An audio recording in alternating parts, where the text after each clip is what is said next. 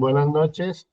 Vamos a iniciar con esta sesión del módulo de Constitución Política de Colombia de 1991 para que ustedes empiecen a conocer un poco más a fondo cómo es la situación de nuestro marco normativo, marco legal en la República de Colombia. Entonces, iniciamos o inicio esta sesión haciendo una aclaración muy importante.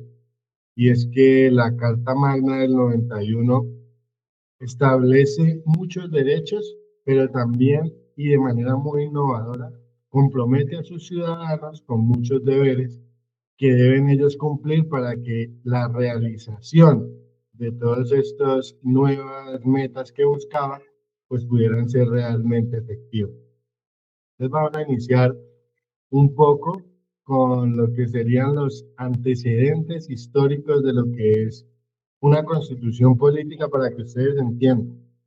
El primer antecedente histórico que se tiene de una constitución política como tal, conocemos el concepto hoy en día, pero la primera forma que tuvo fue la Carta Magna o la Bill of Rights, que en español traduce Carta de Derechos, y que es un documento en el que se establecen principios básicos de un Estado, como su constitución, o sea, cómo está construido. La expresión Carta Magna significa gran carta en latín. Ustedes cuando hablen de constitución van a ver que es un término muy recurrente para referirse a la misma. Entonces nos vamos a posicionar en la Inglaterra del siglo XIII. La carta magna más conocida es la del Reino Unido, firmada en 1215 por el rey Juan de Inglaterra. Este documento fue un acuerdo impuesto por varones rebeldes para limitar el poder del rey y evitar actos arbitrarios. ¿Qué buscaban esos varones rebeldes que pertenecían a la burguesía? Pues que un poco los poderes que tenía el rey lograran delimitarse para no permitir que siguieran sucediendo abusos como los que históricamente se habían dado de parte de la monarquía. Hasta ese momento, Inglaterra funcionaba como un estado monárquico en el que el rey se concentraban todos los poderes y pues era el que decidía el destino del país. Entonces, en 1215, cuando Inglaterra, como les mencionaba, estaba gobernada por el rey Juan, que también fue conocido históricamente con el apodo de Juan sin tierra, porque perdió todas las posesiones que Inglaterra tenía en el continente europeo por las zonas de Francia y por algunas zonas en las que Inglaterra controlaba el territorio y prácticamente casi pierde su propio reino por haberse envuelto en una lucha con el rey francés y en una querella con el papa del momento que lo debilitaron bastante. Entonces, la Carta Magna es considerada un punto de inflexión en los derechos humanos y un documento fundamental en el desarrollo de la democracia moderna. Lo que podemos ver con estos antecedentes es que a esto no se llegó gracias a la voluntad o a la disposición del rey, sino que confluyeron varias causas como la legitimización de los derechos que pedían estos nobles o estos varones rebeldes que impulsaban la protección de toda la ciudadanía, o por lo menos de la clase burguesa, que era la que ellos representaban. Entonces, podemos decir que en este primer precedente histórico, entre sus principales logros se encuentran establecer los límites de poder al rey que antes de esta Carta de los Derechos o Bill of Rights no tenía un límite. La palabra del rey era lo que establecía lo que se debía hacer en ese territorio. Entonces, ese fue uno de los principales logros que se estableció con este primer precedente histórico. El segundo podríamos decir que es enumerar derechos humanos como la libertad de la iglesia de la intervención del gobierno, lo que hizo que la iglesia tuviera una libertad y no estuviera supeditada a las órdenes del rey, sino que fuera independiente. En este momento de la historia se logró, digamos, separar la iglesia del clero, perdón, de la monarquía, y eso trajo cambios para el desarrollo universal histórico que fueron bastante significativos. Por ejemplo, en esta carta o Bill of Rights se generó o se innovó con el derecho a la propiedad, que era el derecho a poseer una tierra y a ser el propietario de ella. En esta carta también se innovó con el derecho hereditario, con el derecho sucesorio. Fue la primera vez que se reconocía que lo que le había pertenecido en vida a una persona, pues se podía heredar a sus, digamos, a las personas que él hubiera puesto en un testamento o a su primera línea de sangre. También tuvo como derecho que cabe resaltar la igualdad ante la ley, o sea, que todas las personas sin distinción de raza, sexo o orientación iban a ser tratadas de la misma forma. El tercer logro que encuentro yo es muy significativo en esta Carta de Derechos de 1215, fue que para los funcionarios públicos que ostentaba el gobierno se prohibía el soborno y la mala conducta, ya que ellos eran modelo de la sociedad y de cómo deberían comportarse, digamos, pues los ciudadanos de a pie.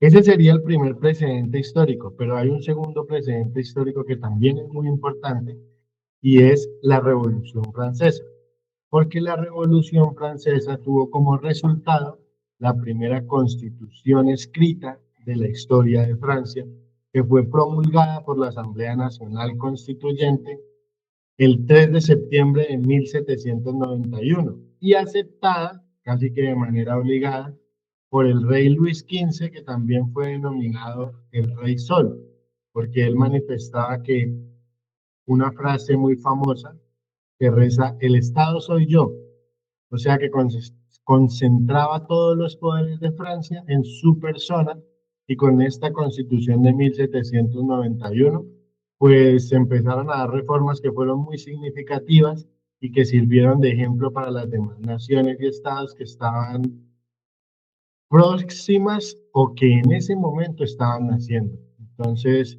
es un precedente histórico significativo, ya que contenía, por ejemplo, la reforma del Estado francés, quedando Francia configurada como una monarquía constitucional, en la que todavía había un rey, pero en la que había una división de los poderes, o sea, los poderes no estaban completamente concentrados en el rey como se hacía otrora. Esta constitución estableció que la autoridad real estaba supeditada a la ley y que el poder legislativo correspondía a la Asamblea Nacional Legislativa. ¿Qué quiere decir esto?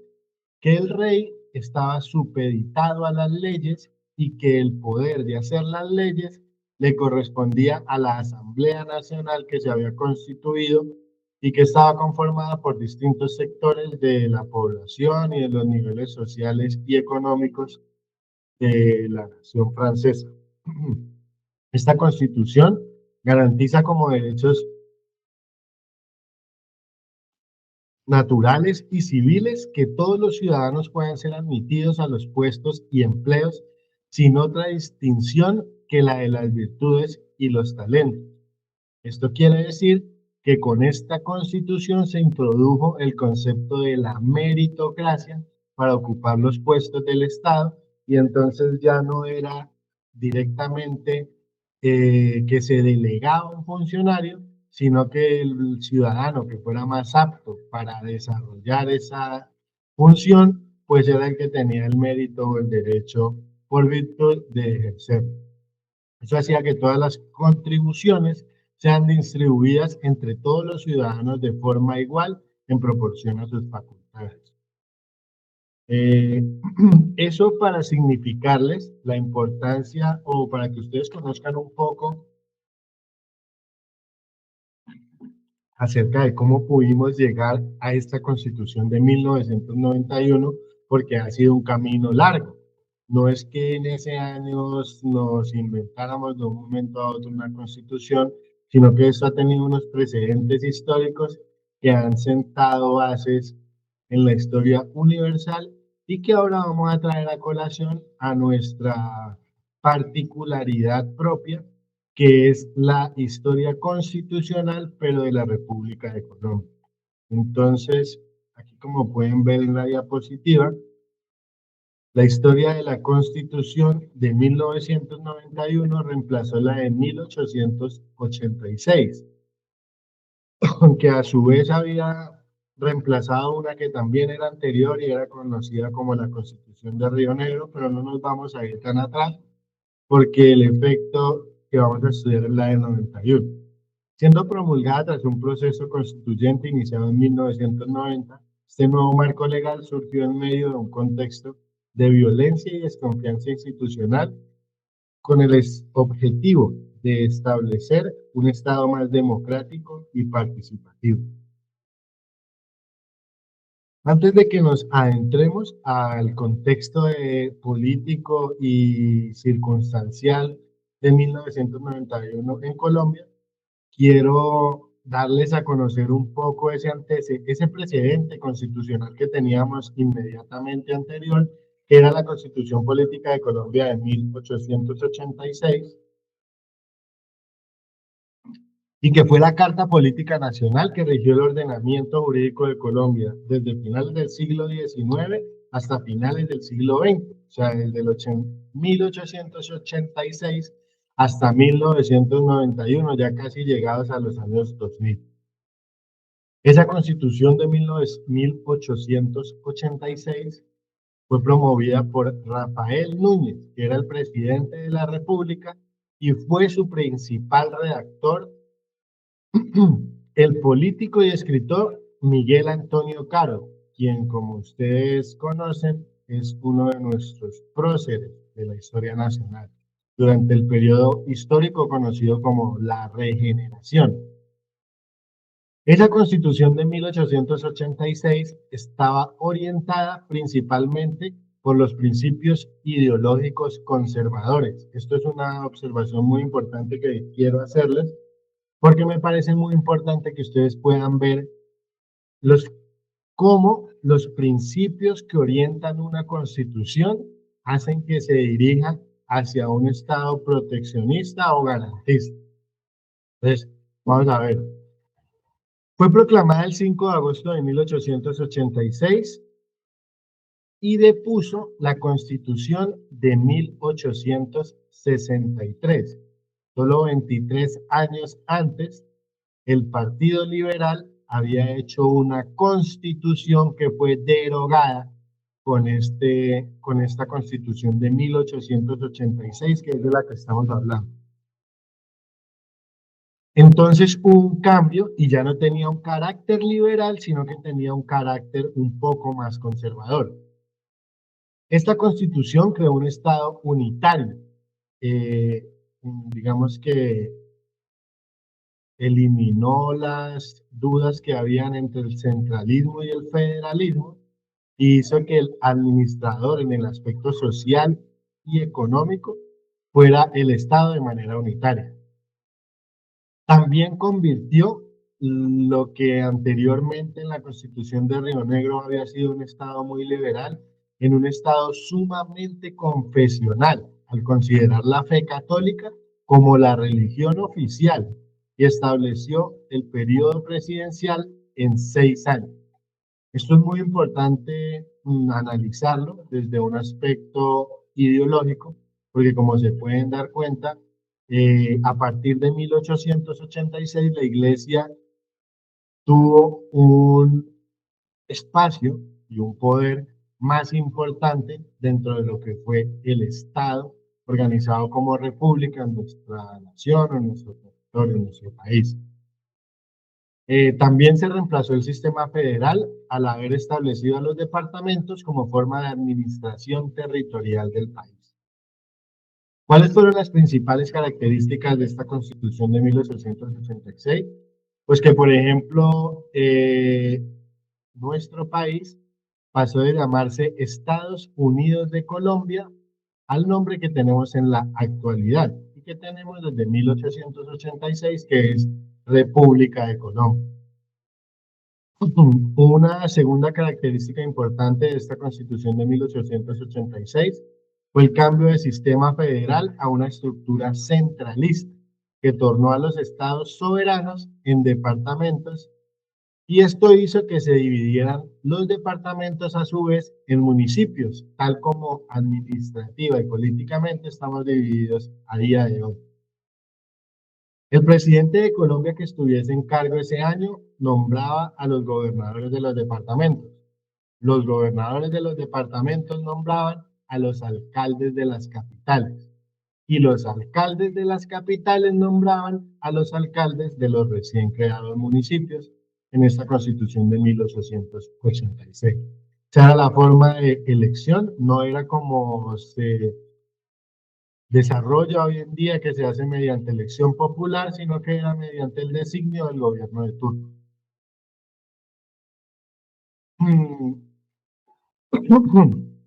Otra situación importante que se dio con esta Constitución de 1886 y que a día de hoy se mantiene es que se unificó los ejércitos de cada estado soberano en unas únicas fuerzas militares nacionales, que son las que a día de hoy nos representan como Fuerzas Armadas Militares.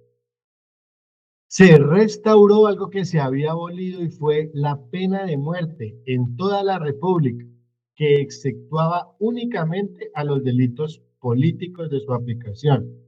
Esto quiere decir que el único motivo por el que una persona no podía ser condenada a muerte era por un delito político, pero que habían delitos por los que sí podría llegar a ser condenado con la pena de muerte. Entonces, eso se restauró porque había sido abolido. Otra característica fundamental de esta Constitución de 1886, el Estado pasó de ser laico cuando venía de un pensamiento muy liberal a ser un Estado confesional, declarando el catolicismo, por ejemplo, en el artículo 38, como la religión nacional de la República. Como muestra de ello, y mientras que en el preámbulo de la Constitución del 63 de Río Negro decía en nombre y por autorización del pueblo y de los Estados Unidos colombianos que representan, la que estamos analizando de 1886 comenzaba con el texto en nombre de Dios, fuente suprema de toda autoridad, lo que denotaba que tenía un carácter confesional pues bastante marcado. La última característica que quiero compartirles es que como consecuencia de esto se le devolvió el poder y los privilegios de la Iglesia Católica, que se habían eliminado luego de la promulgación de la Constitución de Río Negro, como por ejemplo la aplicación del diezmo a los ciudadanos como un tributo generalizado. Ya no era voluntario, sino un impuesto que se aplicaba a todos y que todos debían contribuir, digamos, al Estado. Y la representación del clero en algunas instituciones públicas, pues tomó una participación más significativa, otorgando ahora un régimen fiscal especial con excepción de impuestos, lo que hacía que la iglesia no tuviera que pagar algunos impuestos que otras empresas o ciudadanos sí tenían que, digamos, contribuir. Además de ello, la Constitución de 1886, por su carácter conservador, confesional y clerical, le dio el control de la educación pública en el país a la Iglesia, con lo que ella delineaba el programa académico y elegía a los profesores de los colegios. Es por esto que nosotros vemos hoy en día que muchas de nuestras ciudades, pueblos y municipios, los grandes colegios que vienen de antaño son conventos o colegios que manejaban padres o colegios de la arquidiócesis, porque en ese momento era la iglesia la que se encargaba de la educación pública del país. Entonces, me parecía importante que ustedes conocieran ese contexto que habíamos atravesado para poder llegar a la situación en la que se dio lugar a la construcción de la Constitución Política de 1991, que es la que nos atañe de este momento en adelante a analizar.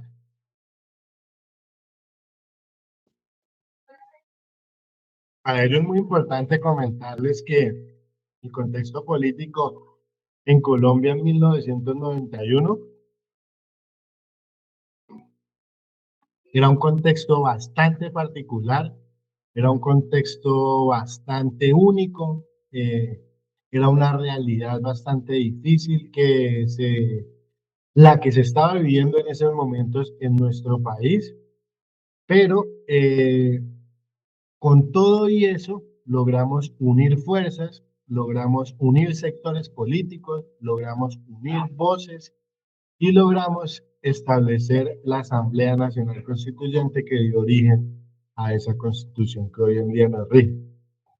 ¿Cuáles eran algunas variables de ese contexto político que se vivía en el 91? La primera, el conflicto del narcotráfico, los dos grandes de violencia que ha tenido nuestro país a lo largo de la historia.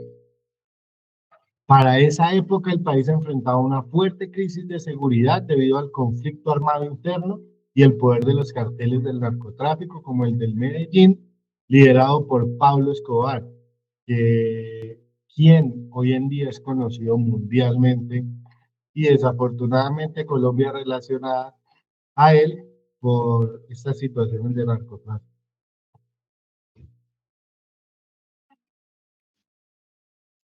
Pero lo que les quería comentar es que el contexto político en el que se desarrollaba ese narcotráfico le permitió en 1991, por ejemplo, a Pablo Escobar, debido al poder que le otorgaba el dinero que tenía, entregarse a las autoridades bajo un acuerdo que le permitió ser recluido en una cárcel diseñada por él mismo, cárcel que tenía como nombre La Catedral, lo que generó controversias por la flexibilidad de la justicia en los casos de narcotráfico.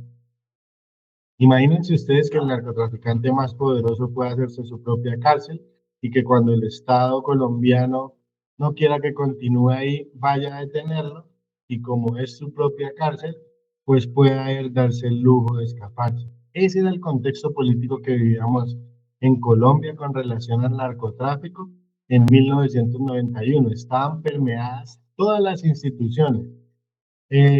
Por poner un ejemplo, el Instituto Penitenciario y Carcelario Colombiano estaba completamente dominado en ese momento porque los dragoneantes, porque los directores de las cárceles, pues estaban sobornados o por motivos económicos o por motivos de violencia, porque es que el contexto que se vivía en ese momento en Colombia era tan fuerte que las personas no podían negarse o incurrían en, digamos, errores por acción y por omisión.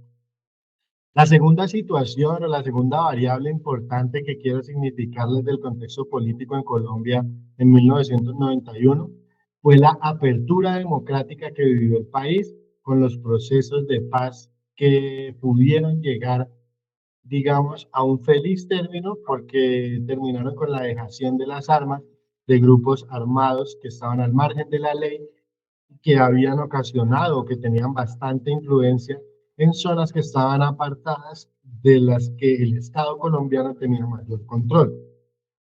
Algunos grupos guerrilleros como el M-19, el Ejército Popular de Liberación, el Quintín Lame, habían firmado acuerdos de paz y se habían desmovilizado a finales de los años 80 e inicios de los años 90. Esto permitió la participación de sus integrantes en la Asamblea Constituyente de 1991. Sin embargo, otros grupos guerrilleros como las FARC y el ELN permanecían activos, intensificando el conflicto armado en varias regiones del país. En este apartado me parece importante mencionar que hay un líder político de esta época de Colombia que es un ejemplo de paz a nivel mundial, digamos, o a nivel histórico, y es Pizarro León, Carlos Pizarro León Gómez, porque él fue el director del M-19 que hizo o sembró la semilla de que los grupos que estaban al margen de la ley y que no estaban de acuerdo con el Estado podían hacer lo mismo, pero peleando desde un escenario diferente, que era el escenario de la ley y la exigencia de la justicia. Entonces, aunque habían grupos que, los cuales ya les mencioné, que tenían recientes desmovilizaciones, se estaba dando también la consolidación, ya no la consolidación, más vale el auge de otros grupos como el ELN y las FARC, que fueron también bastante influyentes en todo lo que significó la violencia en la década de los 90 en nuestro país. La tercera variable que me parece muy importante significarles fueron las reformas económicas y la apertura comercial que tuvo el país en la década de los 90 bajo el gobierno de César Gaviria, quien gobernó Colombia del 90 al 94 y quien sancionó, digamos, esta constitución que hoy nos reúne para analizarla. El expresidente César Gaviria impulsó un modelo de apertura económica para integrar a Colombia en el mercado global. Este proceso incluyó la reducción de aranceles y barreras comerciales, así como la promoción de la inversión extranjera. Eh, para ponérselos en términos más cercanos a ustedes, hay un concepto muy importante que ustedes deben conocer y que en este momento de apertura comercial del país se dio bajo la tutela de César Gaviria, y es el concepto del neoliberalismo. El neoliberalismo es una escuela de pensamiento político y económico que tiende a reducir al mínimo la intervención del Estado. O sea, el Estado participa lo mínimo que le sea posible en la economía. O sea que el Estado no tiene empresas, o sea que el Estado no regula, o sea que el Estado no participa de lo que es el mercado. Los pilares del neoliberalismo incluyen la privatización y la desregulación. ¿Qué quiere decir esto? Pues que todo lo que sea público se vuelve privado y todo lo que esté regulado se desregula.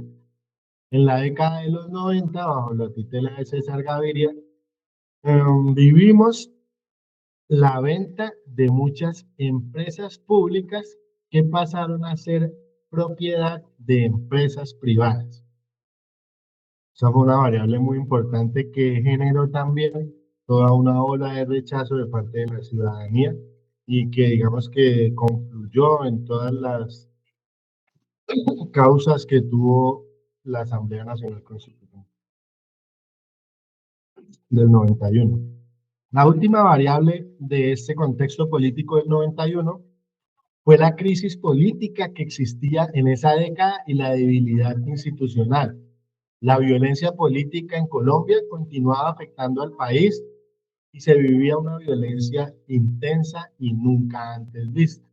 En Colombia en la década de los 90 era muy común que todos los días, hoy en día analizar esto se puede ver distante o se puede ver difícil, pero en ese momento de nuestra realidad social, todos los días en varias ciudades del país estallaban carros bombas, todos los días habían secuestrados, todos los días habían muertes, todos los días habían explosiones, todos los días habían bombas.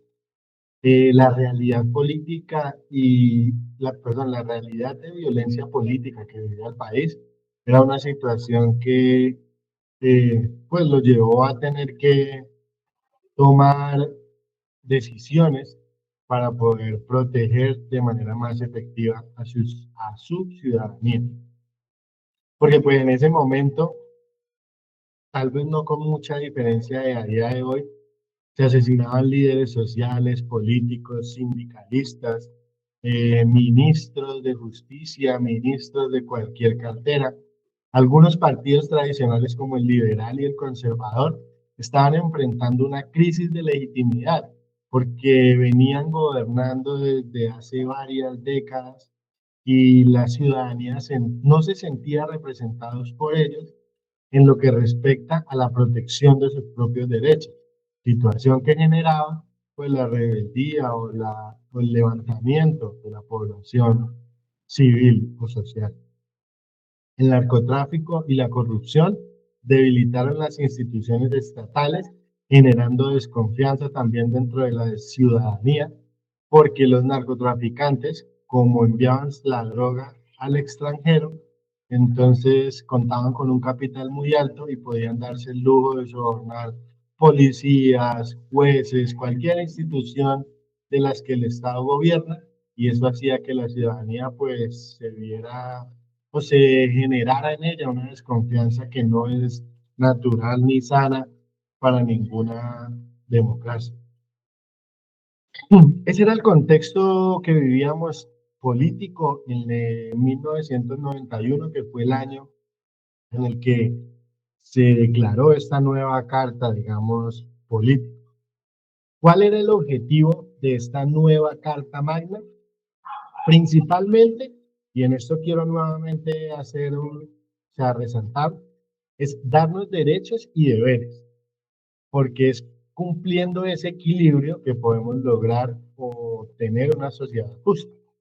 La Constitución Política de 1991 tuvo como objetivo principal transformar el marco político, social, económico y jurídico del país, adaptándolo a las nuevas necesidades de la sociedad colombiana, que les venía mencionando hace un momento en el contexto que les daba un poco que vivía Colombia en la década de los 90.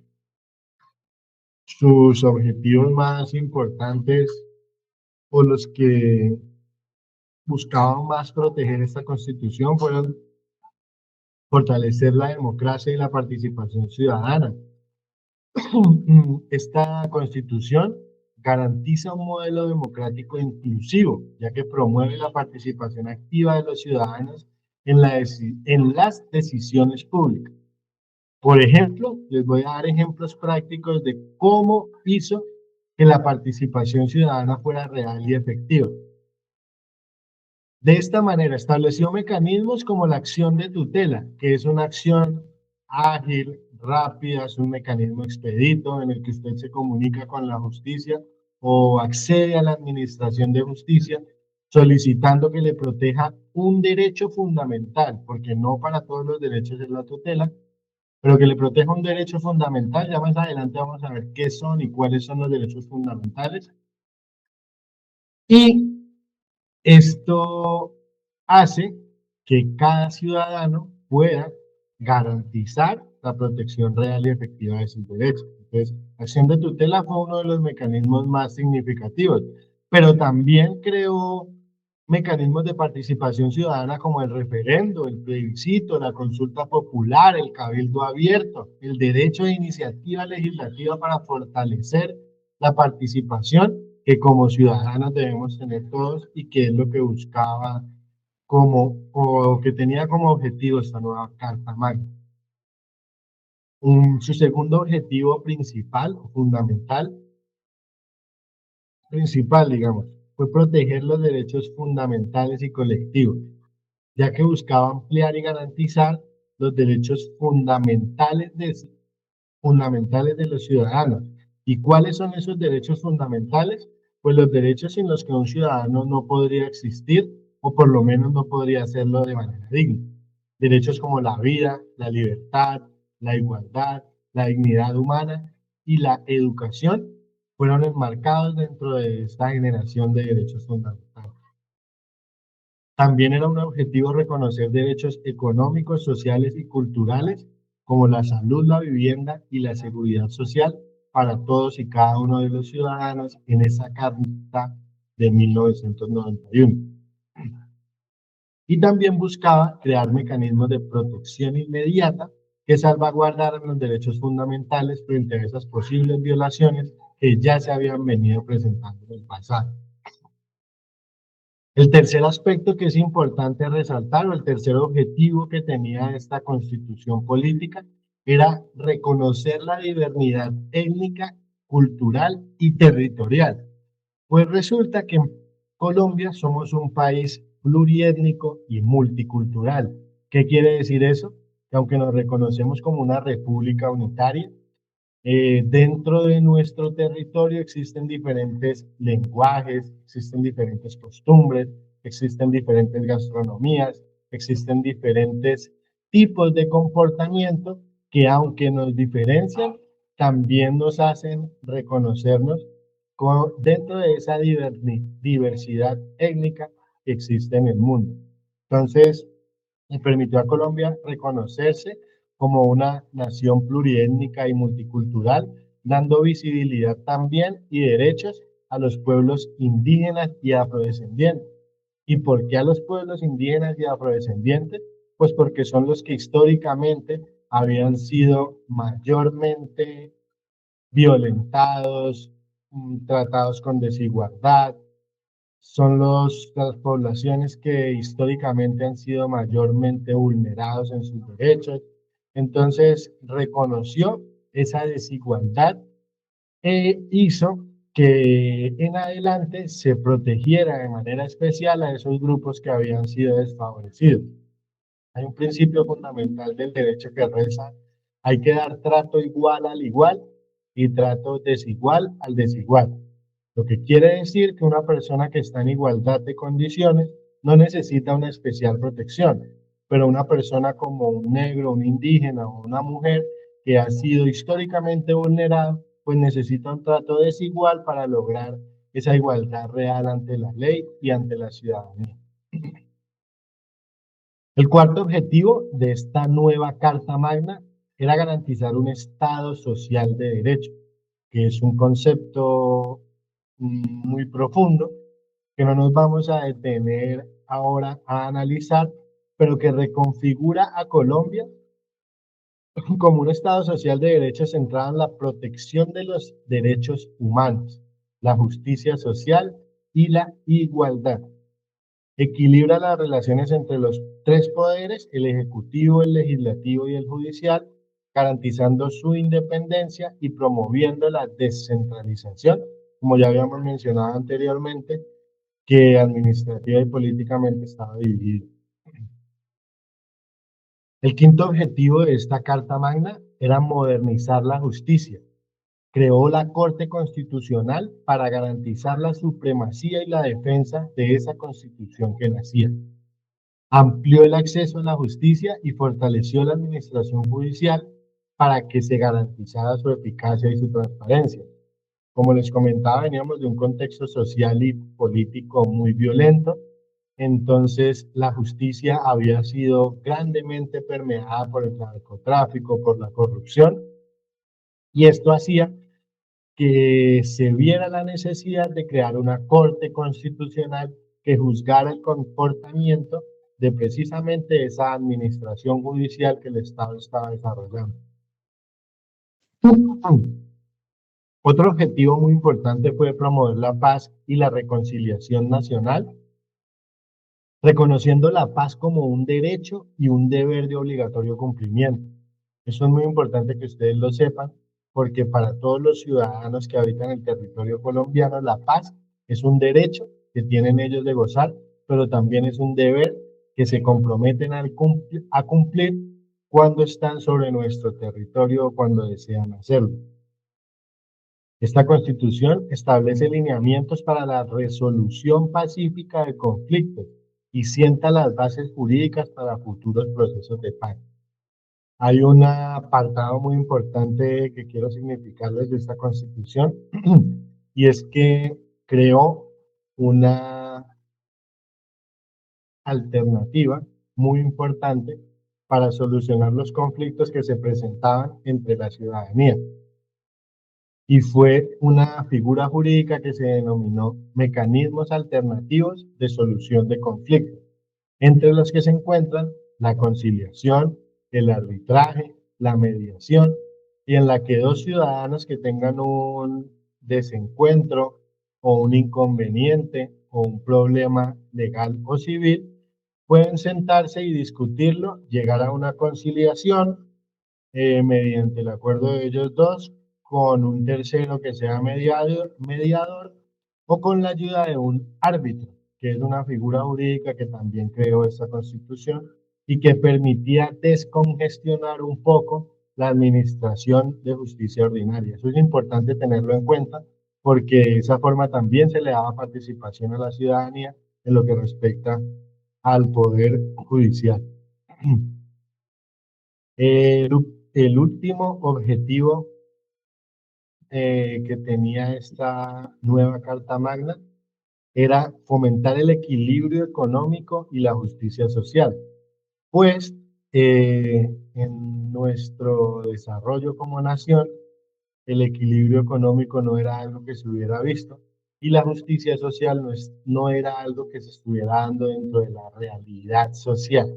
Entonces, garantizar un modelo económico orientado al bienestar social y al desarrollo sostenible era lo que buscaba.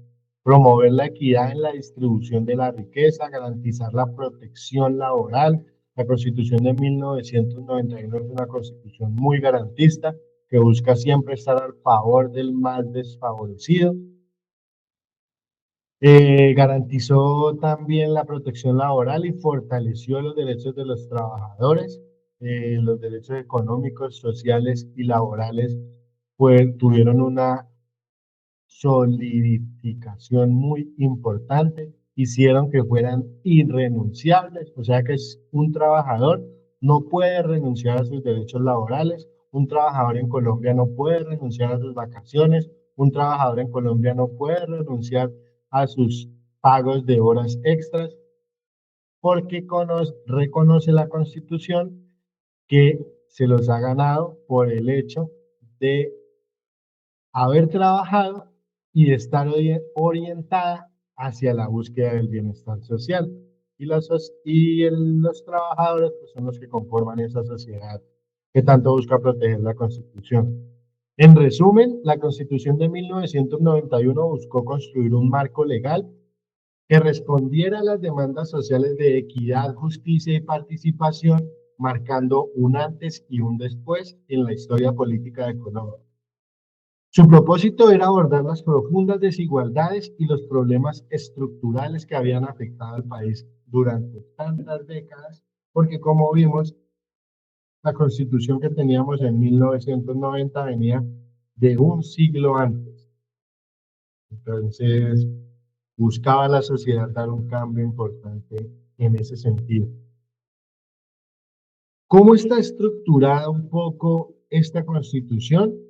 Pues visto desde una perspectiva, podría decirse que se organizó a través de una ola o generación de derechos.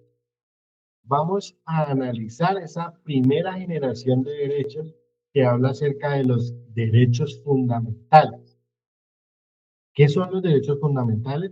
Pues los derechos fundamentales son los derechos que tiene toda persona de manera inherente y que le otorgan a cada una de las personas dignidad para desarrollarse en lo que considere esa persona de manera individual, que es lo que debería ser como proyecto de vida, como aporte a la sociedad, como desarrollo de su libre personalidad.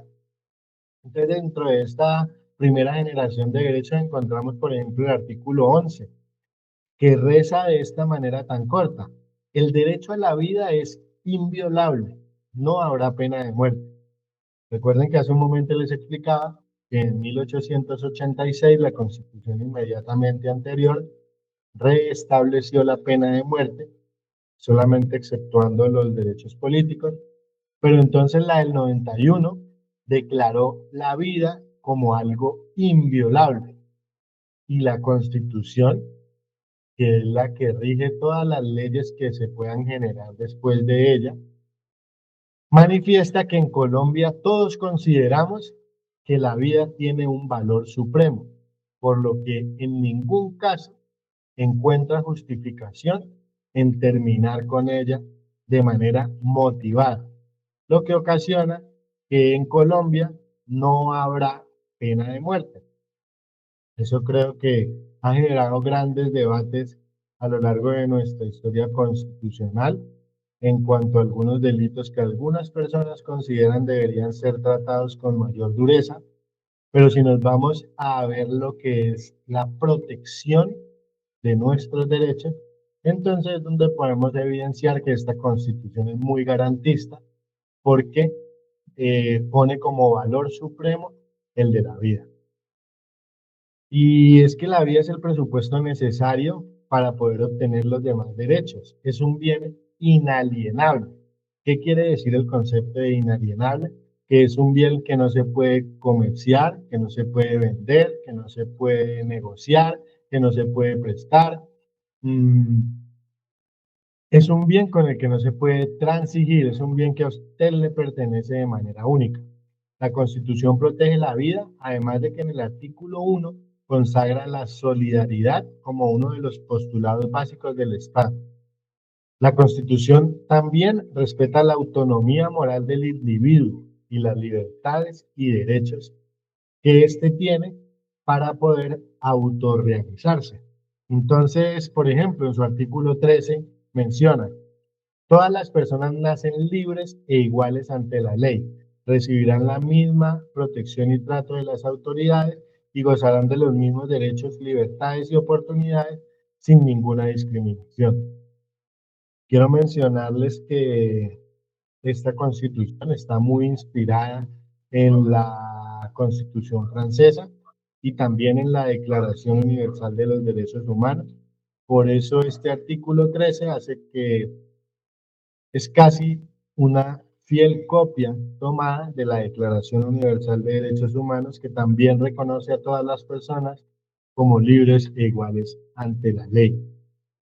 Eso lo que obliga es que el Estado promoverá las condiciones para que la igualdad sea real y efectiva y adoptará medidas en favor de grupos discriminados o marginados como los que mencionábamos anteriormente, que son los indígenas o los afrodescendientes. El Estado protegerá especialmente a aquellas personas que por su condición económica, física o mental se encuentran en circunstancia de debilidad manifiesta y sancionará los abusos o maltratos que contra ellas se cometan. El artículo 3 establece la igualdad ante la ley de los ciudadanos, reconociendo el carácter universal de los derechos constitucionales. Este artículo 13 lo que enmarca es un principio fundamental del derecho, que es conocido como el principio de la igualdad y que se traduce a que no se instauren excepciones o privilegios a algunos individuos y que se le concedan a otros los mismos en idénticas circunstancias. Eso es más o menos como la conclusión de lo que quiere decir este artículo 3. Dentro de esta primera generación también encontramos artículos como el 18, que garantiza la libertad de conciencia y que constituye la libertad de conciencia en una vía para hacer cumplir la objeción de conciencia, que es algo muy importante para el libre desarrollo de la personalidad. En el artículo 37 manifiesta que toda parte del pueblo puede reunirse y manifestarse pública y pacíficamente. El artículo 38 manifiesta el derecho de libre asociación. ¿Esto qué hace? ¿Qué es lo que generan este grupo de articulados? Pues que se constituya el derecho de reunión, distinto al derecho de asociación. El derecho a la libre asociación y a la negociación colectiva son en el Estado social de derecho una garantía para la realización efectiva de los valores fundantes del Estado, como la convivencia, el trabajo, la justicia social, la paz y la libertad. Y es que si no pudiéramos reunirnos a discutir o a exigir las necesidades que tenemos, pues de difícil forma podría hacerlo cada uno de manera individual. Ese sería el primer grupo de derechos que nos lleva a la segunda generación, que habla de los derechos económicos, sociales y culturales. Siguiendo con la segunda generación de derechos, que contiene los derechos asistenciales o de segunda generación, es muy importante resaltar que aquí se aplica el principio de la solidaridad entre la sociedad. Dentro de esta generación encontramos artículos tan importantes como el 42, en el que se da estructura a nuestra sociedad. Y dice de la siguiente manera: la familia es el núcleo fundamental de la sociedad. Se constituye por vínculos naturales, que son el nacimiento, o jurídicos, que son la adopción, por la decisión libre de un hombre y una mujer de contraer matrimonio o por la voluntad responsable de conformarla. Eso menciona el artículo 42 en torno a cómo se puede constituir una familia en nuestra República de Colombia. Lo que quiere decir que el artículo 42 da a la familia un contexto más realista que contractual, porque prima la particularidad de su unión en cuanto a la forma en cómo esté constituida. Recuerden que hoy en día tenemos diferentes clases de familias monoparentales y bueno, las diferentes clasificaciones que la psicología y otras disciplinas han hecho de la misma. El artículo 43 menciona lo siguiente: la mujer y el hombre tienen iguales derechos y oportunidades. La mujer no podrá ser sometida a ninguna clase de discriminación. Durante el embarazo y después del parto, gozará de especial asistencia y protección del Estado y recibirá de este subsidio alimentario si entonces estuviera desempleada o desamparada. El artículo 43 lo que nos da a entender es que el Estado apoyará de manera especial a la mujer cabeza de familia, porque considera que la mujer, por su condición de embarazo, por su condición de madre y por su condición de líder del hogar, merece la garantía de la protección de esos derechos. Otro artículo muy importante dentro de esta segunda generación y que marcó un antes y un después en el cómo nos desarrollamos como sociedad es el artículo 49, que señala la atención de salud y el saneamiento ambiental.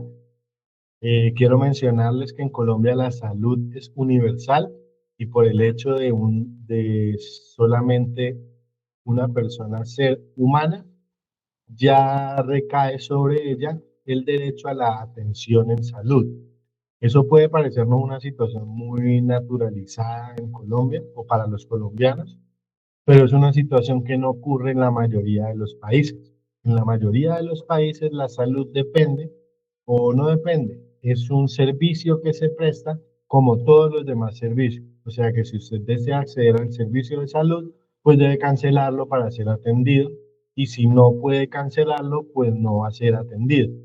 En Colombia, la Constitución del 91 le dio un giro muy importante al cómo entendemos esta situación y pues nos hace sentir muy orgullosos que proteja mm, situaciones tan importantes para la persona como la atención de su salud en cualquiera de los casos que sea. Entonces, es también importante mencionar que este artículo 49 procura que toda persona tiene el deber, perdón, menciona que toda persona tiene el deber de procurar el cuidado integral de su salud y la de su comunidad.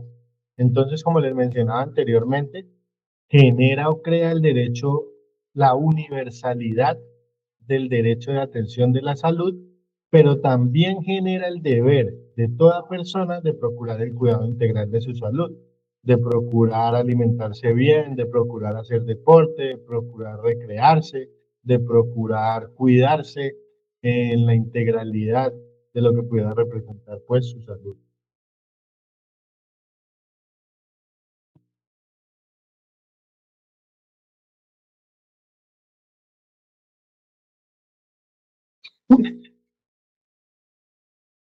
Con esto damos paso a la tercera generación de derechos y es la generación de derechos colectivos y del medio ambiente. Esta sí que fue una generación innovadora porque el capítulo 3 de Derechos Colectivos y del Ambiente de la Constitución Política de Colombia de 1991 se puede considerar uno de los apartados más innovadores y relevantes que tiene esta Constitución, pues reconoce derechos que van más allá del individuo y de la persona, abarcando a las colectividades y al medio ambiente como sujetos de protección constitucional, que es la protección más alta que el Estado puede generar.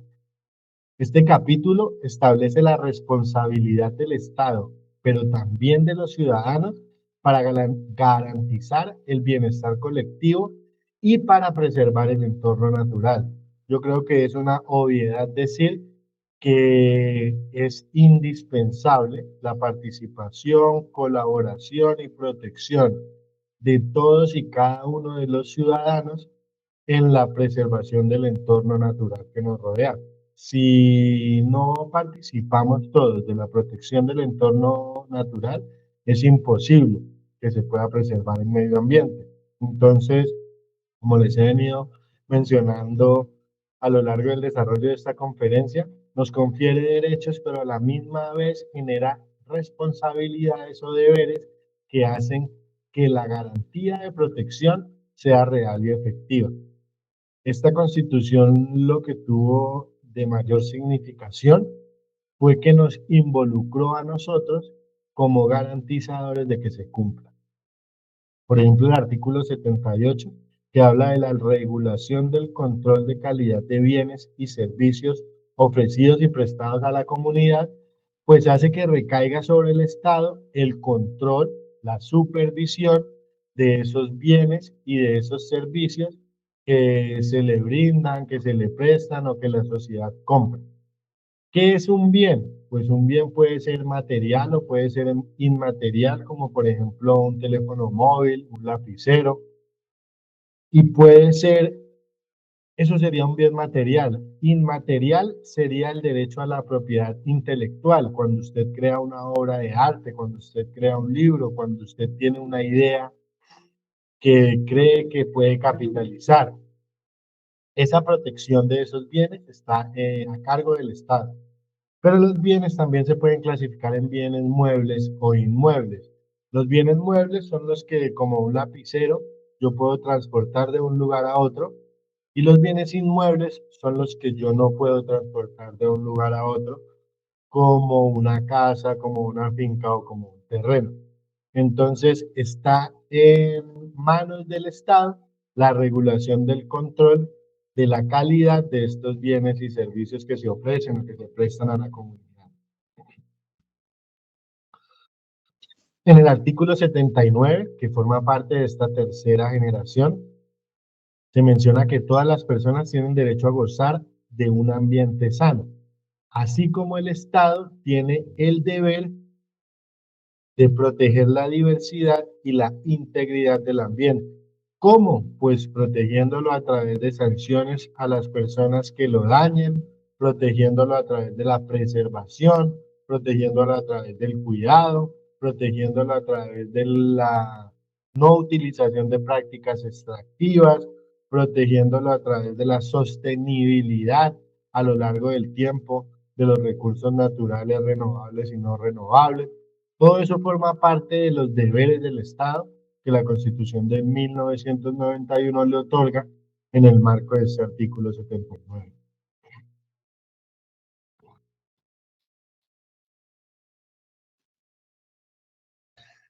Nos vamos al artículo 82 para seguir haciendo este análisis o esta interpretación de la ley que hoy nos compete. De la ley que estamos viendo, que recuerden, es la Constitución de 1991. En su artículo 82 expresa el deber del Estado de velar por la protección de la integridad del espacio público. Se defiende el interés común por encima del interés particular. ¿Qué quiere decir esto? Que el Estado es el dueño del espacio público y que prima el bienestar general sobre el bienestar individual. Este artículo tiene varias formas de interpretarse y tiene varias formas de usarse, pero para darles un ejemplo de casuística, esto hace que si el Estado necesita construir una vía sobre los terrenos que usted tiene o sobre un terreno público que pase o que tenga la nación, pues va a primar el interés general de la vía que va a transportar alimentos y personas que el interés particular de alguna persona, porque allí no se desarrollen esa clase de actividades. También hace que las entidades públicas participen en la plusvalía que genera la acción urbanística y hace que las entidades públicas sean las encargadas de regularla. la utilización del suelo, el espacio aéreo urbano. Todo eso son eh, acciones que están a cargo del Estado. El control del espacio aéreo urbano es una situación muy importante, tan importante como el control de la utilización del suelo. Por eso en nuestro país, para nosotros poder crear les voy a poner un ejemplo de casuística nuevamente. Para poder crear un negocio, nosotros debemos ir y gestionar ante la administración el uso de suelo. Si usted va a utilizar ese negocio para una actividad determinada, entonces el uso del suelo se lo debe garantizar el Estado, porque, por ejemplo, a 300 metros de una institución educativa, el Estado no permite que el suelo se utilice para actividades como la venta de licor. Entonces, en ese sentido, es que el Estado es regulador de la utilización del suelo. Y el espacio aéreo urbano, pues, para su conocimiento, el espacio aéreo urbano no se puede utilizar de manera libre, sino que, por ejemplo, cuando una persona tiene un avión, tiene que pedir permiso a la aeronáutica civil para poder ocupar ese espacio aéreo y para poder transportarse de un lugar a otro y no cruzarse con otra persona que estuviera haciendo uso del mismo. Eh, Dentro de esta generación de derechos colectivos, encontramos el artículo 313, en el que se asigna a los consejos municipales, por eso hablamos de derechos colectivos, la función de reglamentar los usos del suelo. Este capítulo, el capítulo 3, sentó las bases para cuatro aspectos que a mi modo de ver fueron muy importantes. El primero, el reconocimiento del derecho a un ambiente sano como fundamental para el desarrollo humano. ¿Qué quiere decir esto? Pues que una persona humana no podría desarrollarse plenamente en un ambiente que no sea sano, porque eso ocasionaría o tendría implicaciones en su salud, en su entorno, en el medio en el que se desarrolla y en todas las implicaciones que pueda tener este para el mismo. La segunda base que me parece muy importante que sentó este capítulo fue la promoción de prácticas sostenibles en el uso de los recursos naturales, porque invita a que todos seamos garantes de esa protección y de ese uso de esos recursos naturales, que lo hagamos de una manera que sea medida y sostenible. La tercera aspecto importante que este capítulo tiene es la defensa de los bienes públicos como el espacio público, como el patrimonio cultural y como los recursos hídricos.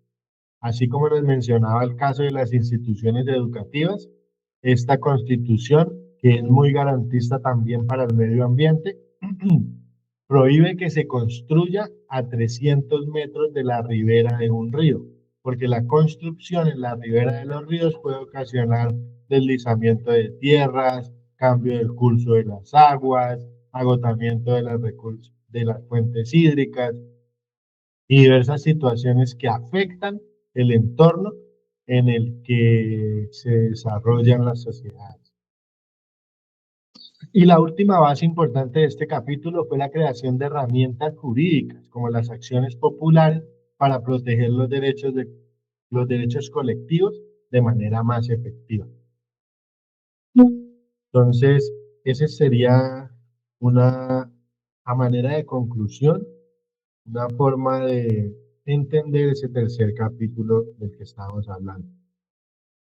Y que da paso al último capítulo o a la última generación de derechos, que es la cuarta.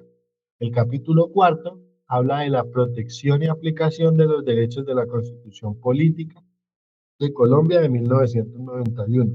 Y en él establece las herramientas, mecanismos y principios fundamentales para garantizar que los derechos reconocidos en la Constitución sean efectivos y protegidos. O sea, este capítulo habla de la protección y aplicación de los derechos. Este capítulo es clave porque define cómo los ciudadanos pueden hacer valer sus derechos y cómo el Estado tiene la obligación de garantizar su cumplimiento. En él se busca hacer operativos los derechos fundamentales, colectivos, sociales y del ambiente de los que hemos venido hablando, pasando del reconocimiento formal a su protección real. En este capítulo se introducen mecanismos innovadores que permiten a los ciudadanos exigir el respeto y la defensa de sus derechos de manera ágil y efectiva. Un ejemplo muy claro de él sería el artículo 86, que reza de la siguiente forma: toda persona tendrá acción de tutela para reclamar ante los jueces en todo momento y lugar, óigase bien, mediante un procedimiento preferente y sumario, por sí misma o por quien actúe en su nombre. O sea que usted puede buscar otra persona para que invoque la protección de esos derechos. La protección inmediata de sus derechos constitucionales fundamentales, que fue la primera generación que vimos. Estamos en la cuarta. Cuando quiera que estos resulten vulnerados o amenazados por la acción o la omisión de cualquier autoridad pública. Acción u omisión de cualquier autoridad pública. O sea que la autoridad pública no puede omitir la protección de un derecho porque usted, a través de la acción de tutela, puede invocar esa protección. El juez tiene 10 días, 15 días hábiles para pronunciarse sobre el derecho deprecado o invocado. Esta cuarta generación también tiene dentro de sí el artículo 88, en el que dice que la ley regulará las acciones populares para la protección de los derechos e intereses colectivos relacionados con el patrimonio, el espacio, la seguridad y la salubridad pública, la moral administrativa, el ambiente, la libre competencia económica y otros de similar naturaleza que se definen en él. Lo que quiere decir que otorga a la sociedad la posibilidad de, a través de un mecanismo que se denomina acción popular, proteger esta clase de derechos que acabamos de mencionar. También se encuentra aquí el artículo 90, que dice: el Estado responderá patrimonialmente. Un sinónimo de patrimonialmente podría ser económicamente, por los daños antijurídicos. O sea, lo que es daños antijurídicos nos referimos a todo lo que se ocasione de manera o por fuera de la juridicidad o por fuera de la ley, que le sean imputables, causados por la acción o la omisión de las autoridades públicas en el evento de ser condenado el Estado a la reparación patrimonial de tales daños que haya sido consecuencia de la conducta dolosa o gravemente culposa de un agente suyo, aquel deberá repetir contra este. ¿Qué quiere decir esto? Si un funcionario público extralimita sus funciones y con esto ocasiona un daño antijurídico que le sea imputable al Estado, pues la persona que se haya visto afectada por esta situación podrá mm, pedir al Estado que responda patrimonialmente por esos daños que se ocasionaron, y el Estado a su vez podrá repetir contra ese funcionario público que extralimitó sus funciones y que ocasionó la vulneración de los derechos de esa persona, para que con su patrimonio le responda nuevamente al Estado y no se ocasione un déficit fiscal, o se pudiera llegar a ocasionar un déficit fiscal. Este artículo puede considerarse una muestra de la ideología garantista que rodea a la Carta Magna de 1991, consagrándose como una cláusula general de la responsabilidad del Estado.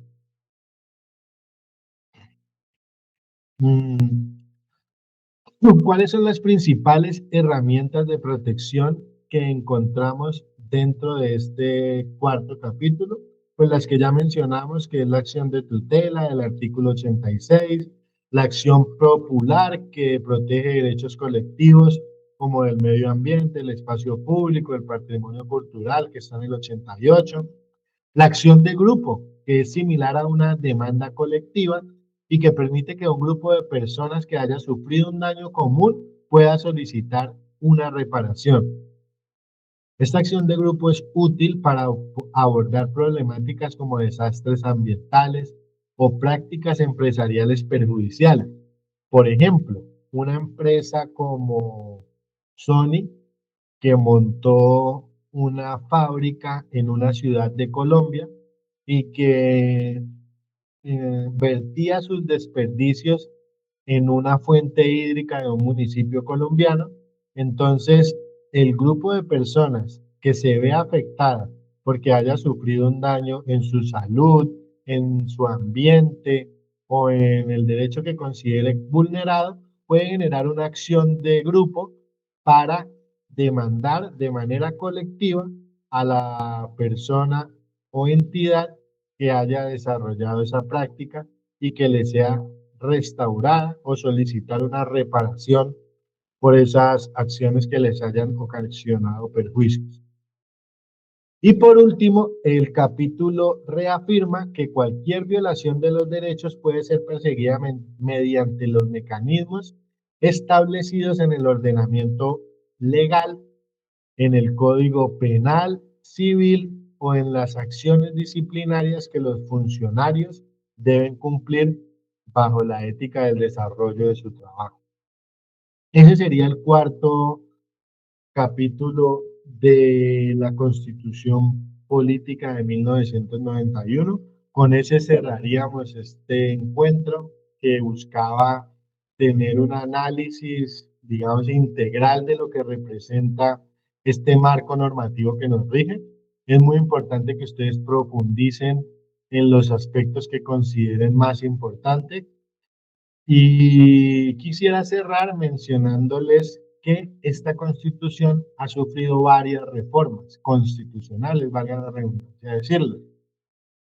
Pero para que ustedes lo tengan presente, quería comentarles que, por ejemplo, en el 2003 sufrió a través del referendo, que es un mecanismo de participación ciudadana, se hizo una consulta. Usted quiere que el periodo, o sea, que la elección presidencial sea reelegible. Los ciudadanos votaron que sí y por ese motivo el presidente de turno, Álvaro Uribe Vélez, pudo reelegirse, ya que la Constitución en 1991 establecía un cambio significativo, porque la anterior tenía el periodo electoral de 6 años.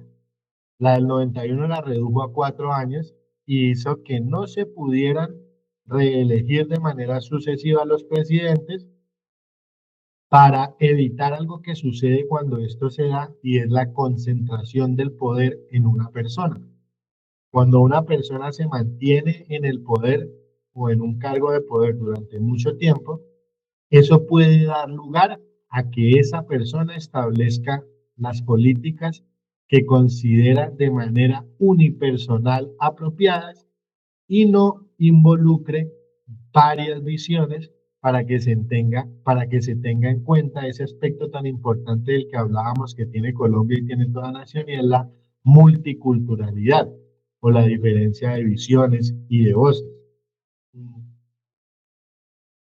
Entonces se reformó, luego estuvo en 2 periodos Uribe, el siguiente presidente en ser elegido fue Santos y hizo uso también de ese derecho de ser reelegido y fue también reelegido, pero durante la finalización de su mandato se volvió a modificar la constitución y nuevamente en Colombia los presidentes no pueden ser reelegidos a día de hoy.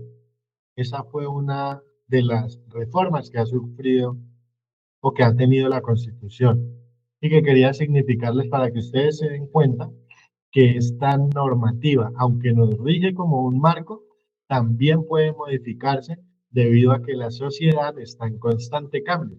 Es muy importante tenerlo en cuenta.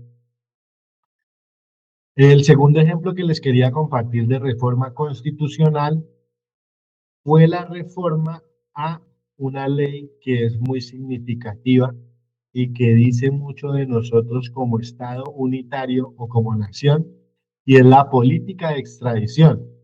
En 1991, ya les comenté al inicio de esta sesión, que el contexto político hacía que el narcotráfico permeara muchas instituciones del Estado.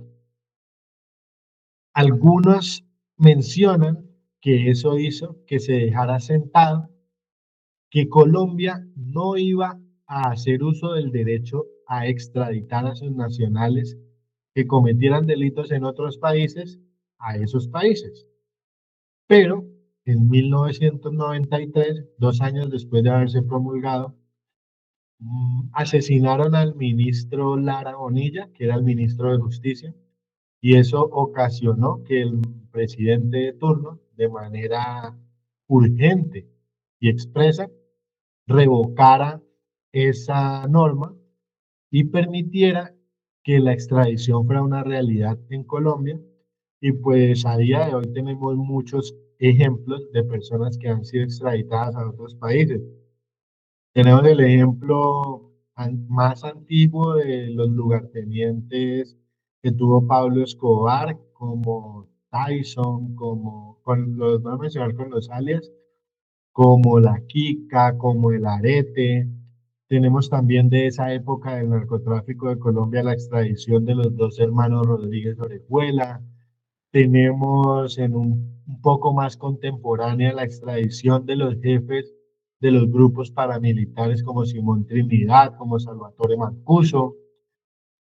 Han sido varios los nacionales que han sido extraditados a raíz de esa reforma constitucional que a día de hoy se mantiene.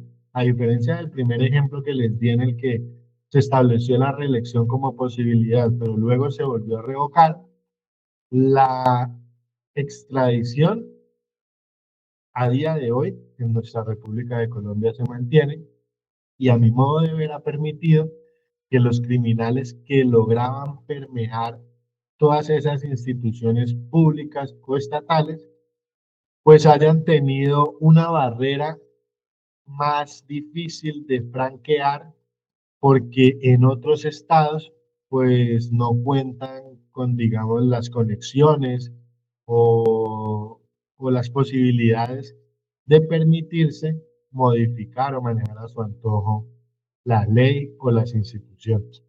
Esa era la segunda reforma constitucional que hemos tenido, pues de todas las que hemos tenido, la que les quería mencionar.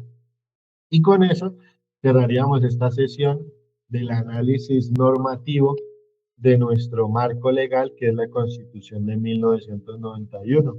Espero que haya sido muy satisfactoria para ustedes esta sesión. Si tienen alguna duda, les voy a dejar mi correo electrónico para que me escriban o para aclarárselas.